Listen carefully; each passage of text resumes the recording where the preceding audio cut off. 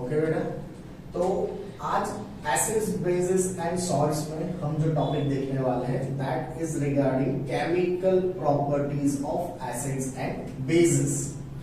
Chemical properties are related to chemical reactions. Chemical properties are related to chemical reactions. हम different chemical reactions देखेंगे acids और bases के लिए। First chemical reactions जो हम देखने वाले हैं दैट इज रिएक्शंस ऑफ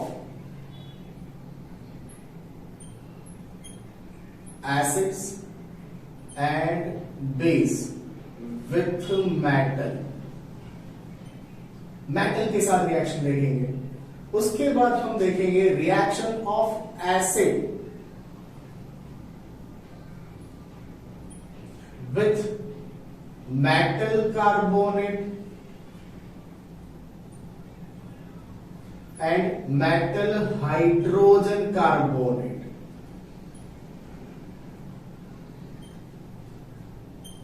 ठीक है। थर्ड रिएक्शन हम देखेंगे reactions of acid with base which is known as neutralisation reaction. और फोर्थ रिएक्शन आगे जो देखनी है दैट इज रिएक्शन ऑफ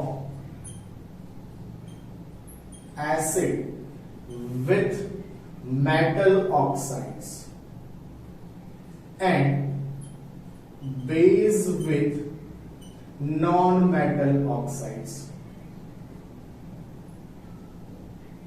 ठीक है, तो ये डिफरेंट केमिकल प्रॉपर्टीज हमें एसिड और बेसिस की देखनी है। चलो फर्स्ट रिएक्शन से हम स्टार्ट करेंगे बेटा।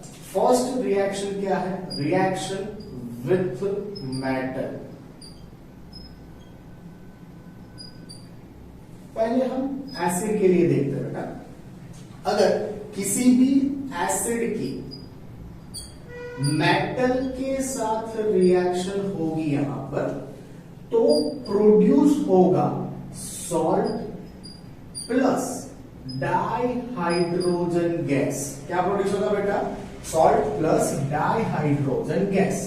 लेकिन यहां पर एक कंडीशन है कि हम जो भी मेटल यूज करेंगे that metal it must be more reactive than hydrogen। ठीक है, ये जो भी मेटल हम यहां पर एसिड के साथ यूज करेंगे वो एसिड हाइड्रोजन से ज्यादा रिएक्टिव होनी चाहिए। तो बेसिकली ये रिएक्शन के अंदर क्या होगा बेटा? यहां पर रिएक्शन के अंदर होता है डिस्प्लेसमेंट। क्या होगा? Displacement of hydrogen. ये मेटल एसिड के हाइड्रोजन को डिस्प्लेस कर देगा।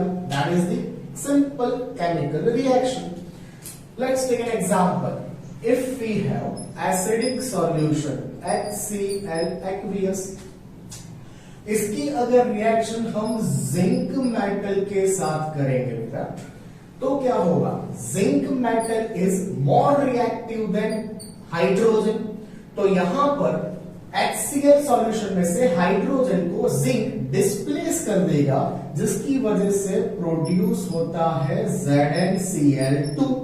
ये सॉल्ट बना और साथ में हाइड्रोजन डिस्प्लेस होकर ये H2 गैस के फॉर्म में मिलेगा बेटा। ठीक है, तो यहां पर जो ज्यादा रिएक्टिव मेटल है वो सॉल्यूशन में से हाइड्रोजन को डिस्प्लेस कर देगा, इसकी वजह से सॉल्ट एंड हाइड्रोजन प्रोड्यूस होगा। देखो बेटा यहां पर ये अनबैलेंस्ड केमिकल इक्वेशन है आपके लिए। अनबैलेंस्ड केमिकल इक्वेशन होने की वजह से अब दोनों तरफ एटम्स को बैलेंस करना है। क्लोरीन 2 दिख रहा है मुझे यहां पर, HCl को मैं 2 से मल्टीप्लाई कर रहा हूं, हो गए हाइड्रोजन 2, जिंक तो एक ही है। ये बैलेंस इक्वेशन होगा। अब दूसरा एक सिंपल एग्जांपल ले लो। If we have H2SO4 aqueous solution.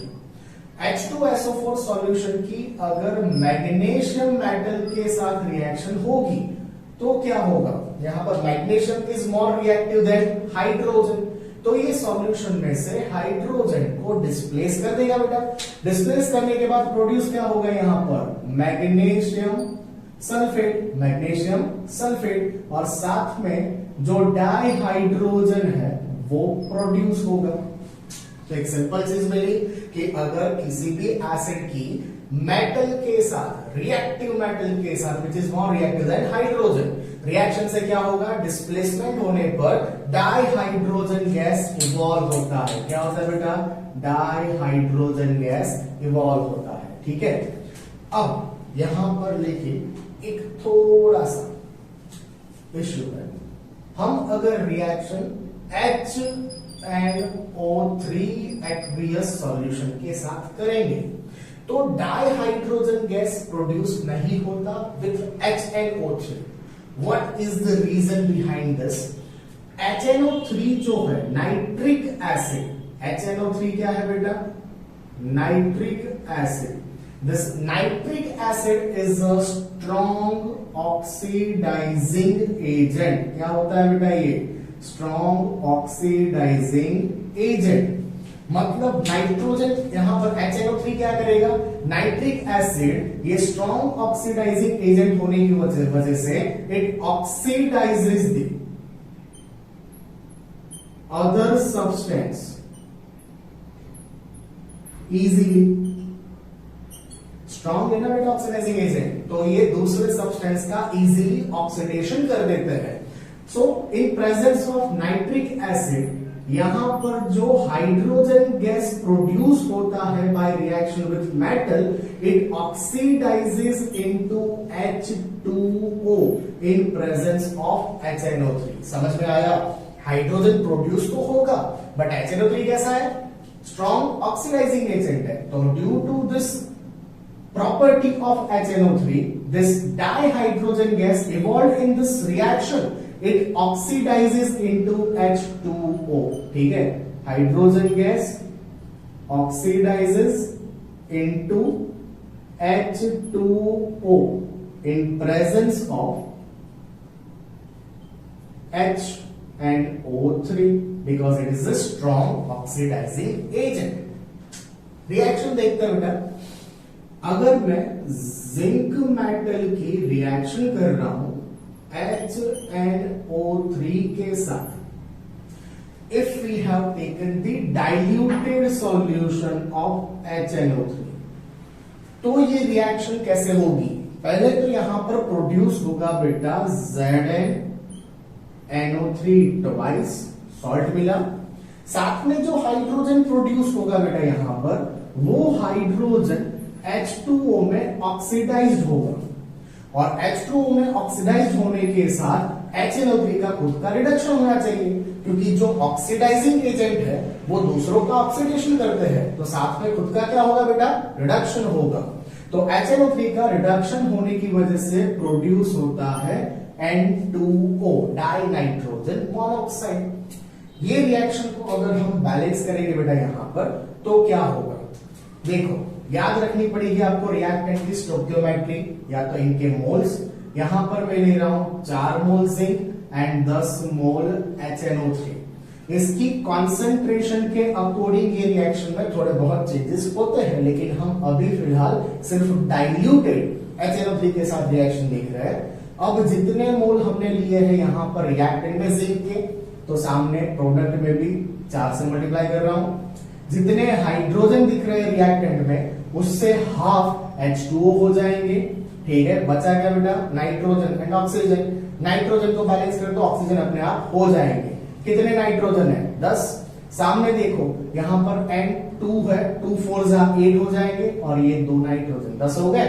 Oxygen balanced होंगे बेटा यहां पर, 3 2 जा 6 6 4 जा 24, 24 प्लस 5 प्लस 1 30 हो गए। यहां पर 10 3 जा 30। तो ये बैलेंस्ड इक्वेशन होगा। पर्टिकुलर ये केमिकल रिएक्शन के लिए आपको इनके डिजिट्स याद रखने पड़ेंगे, which is stoichiometry for this reaction, क्योंकि ये थोड़ा सा अलग है। ठीक है, ये हुआ एसिड के साथ रिएक्शन। ठीक है, अब यहां पर हम बेस के साथ अगर मेटल्स की रिएक्शन करेंगे तो क्या होता है। अगर हम किसी भी बेस के साथ रिएक्शन करते हैं मेटल की, तो भी क्या होगा, मेटल के साथ रिएक्शन से प्रोड्यूस होता है कॉम्प्लेक्स सॉल्ट और साथ में यहां पर भी डाइहाइड्रोजन गैस तो इवॉल्व होगा ही। बट ये रिएक्शन सारे बेस के साथ पॉसिबल नहीं होती। इसका हम एक सिंपल एग्जांपल लेते हैं बेस के साथ रिएक्शन के लिए। क्या होगा बेटा यहाँ पर, suppose we have NaOH aqueous solution. अगर इसकी जिंक मेटल के साथ हम रिएक्शन करेंगे तो जिंक मेटल के साथ रिएक्शन से प्रोड्यूस होता है यहां पर sodium zincate Na2ZnO2, that is sodium zincate.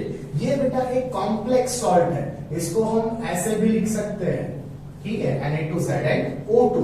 साथ में हाइड्रोजन बैलेंस करना है तो वो H2 के फॉर्म में रिलीज होता है, H2 के फॉर्म में। देखो सोडियम 2 है यहां पर, तो मैं क्या कर रहा हूं, NaOH को 2 से मल्टीप्लाई कर रहा हूं। अब जिंक यहां पर 1 है, ऑक्सीजन 2 बैलेंस हो गए, बचे कितने हाइड्रोजन 2, वो भी बैलेंस हो गए। तो ये आपका बैलेंस्ड केमिकल इक्वेशन है। This Na2ZnO2 is known as sodium zincate, याद रखना बेटा, ठीक है। इसका अगर IUPAC नोमेनक्लेचर देखने जाओगे तो IUPAC नेम इसका होना चाहिए सोडियम डाइऑक्सो जिंकेट, और ब्रैकेट में उसका ऑक्सीडेशन नंबर होगा 2। That is the IUPAC name of this complex salt. एक ब्रीफ इंट्रोडक्शन दे रहा हूं कॉम्प्लेक्स सॉल्ट के लिए। What is a complex salt? अगर हमारे पास यहां पर Na2ZnO2 ये एक कॉम्प्लेक्स सॉल्ट है, तो क्यों इसको कॉम्प्लेक्स सॉल्ट बोला जाता है? इसमें दोनों तरह के बॉन्ड प्रेजेंट होते हैं, एक होता है कोवैलेंट और दूसरा होता है आयोनिक बॉन्ड, ठीक है। यहां जो ब्रैकेट के बाहर लिखा है बेटा हमने, मतलब ये सोडियम, 2 सोडियम और ये ब्रैकेट के अंदर पूरा जो है वो, इन दोनों के बीच में होना चाहिए आयोनिक बॉन्ड, ठीक है। और ब्रैकेट के अंदर हमारे पास जो है ZnO2, ये 2 नेगेटिव आयन के फॉर्म में है, ठीक है।